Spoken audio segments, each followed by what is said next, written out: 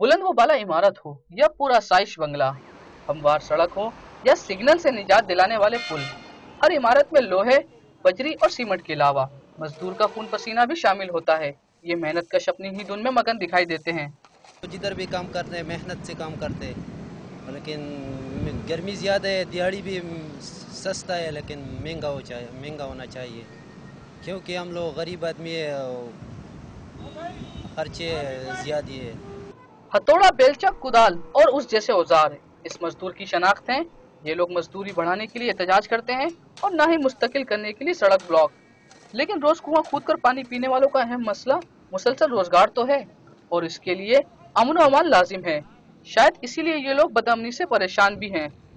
जितना गरीब लोग बाहर जा रहे हैं उसको क्यों तलीबा है कि वही गरीब लोग के उसको काम तो कम है, कराची में काम बिल्कुल नहीं है, उसको रोज रोज हालात खराब हो गए, छुट्टी हो गए, रास्ते बंद हो गए।